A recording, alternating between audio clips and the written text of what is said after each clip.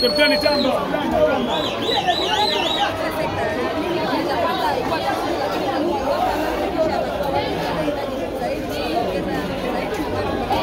Umetokea kwenye majeruhi. Bila shaka huu ndio mchezo wako mkubwa. Tunaona kidogo leo performance kidogo ilikuwa iko down. Hali ya hewa pia imechangia kufanya hivi. Sio mchezo wangu kwanza ni kama kwenye mchezo mkubwa ni wa pili. Tukana JKT. Mwalimu aliona kazi yangu kwa katika leo sasa na mimi leo alikuwa sawa ndio maana kuna anahitaji mtu ambaye anaweza kufikia ambapo Mwalimu aliwaambia jambo gani unaelekea kwenye hii dabi? Muda mrefu hamjamfunga Simba, mnakuja kwenye hii dabi. Mwalimu aliwaambia jambo gani? Tunaangalia tu mechi ya kwetu. Yeye ashafanya kazi yake katika uwanja wa mazoezi, kitibaki sisi tunaonyesha katika uwanja wa mechi na kwa kusaidia kuonyesha katika uwanja wa mechi. Ugumu uko wapi kucheza na Simba ambaye ni bingwa mtetezi? Kwenye mpira unapoteza kushinda kubwa na so leo ni upande wetu kushinda.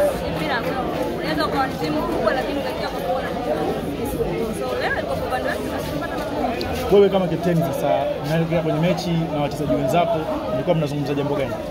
Kwanza kuingana, kupambana na kupata matokeo. Bado nafasi ya ubingwa unaiona kwenu?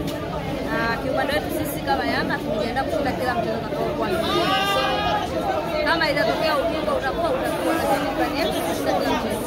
Ubora wenu kutokana na dirisha ambalo lilopita mmesajili wachezaji wazuri, inaweza kusaidia pia imesaidia kama kuinua kikosi chenu kwa ubora, sababu sasa tunaona mchezo vizuri.